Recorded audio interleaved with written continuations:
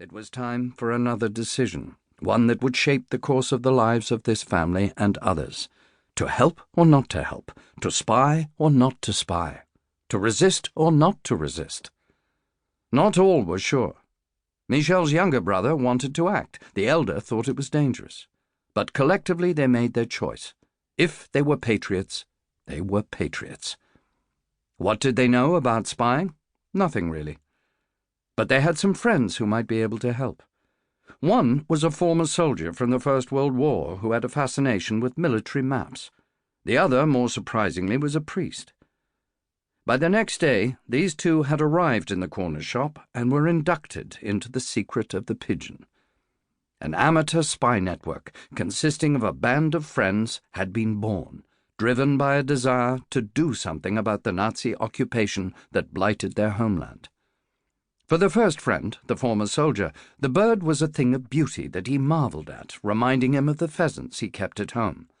For the priest, the rice paper was what lured him in. It was like the type of paper on which he had learnt to write characters in China a decade and a half earlier. Like the paper he had used to draw maps of German positions in the last war, and so he knew.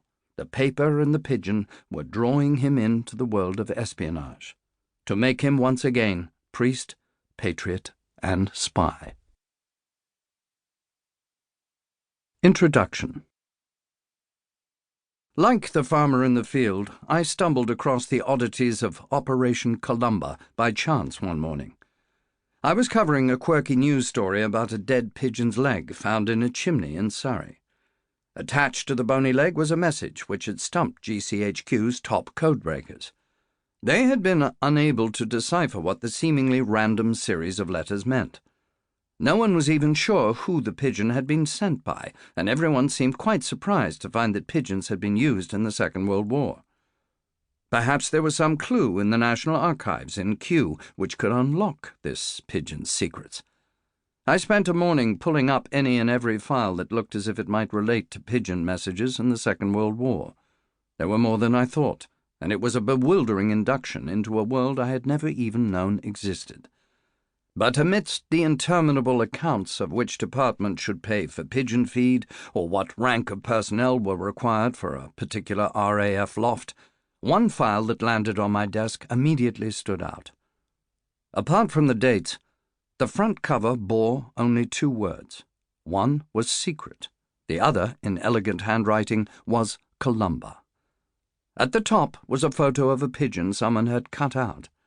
Just below the pigeon was a cartoon, also cut out, this time from a newspaper, of Hitler lying prostrate on the floor.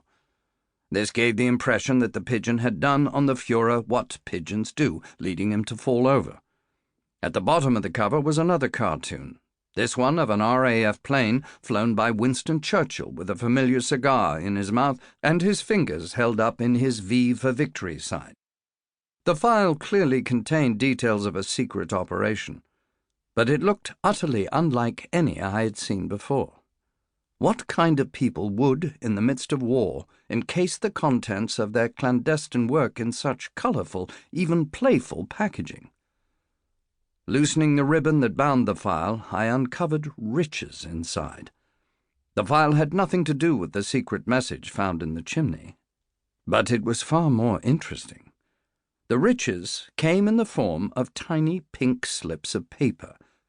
These were messages from ordinary people living under Nazi rule in occupied Europe that had been brought back by pigeon. They were filled with the day-to-day realities of wartime and offered a remarkable insight into the small frustrations and dark tragedies of life under occupation.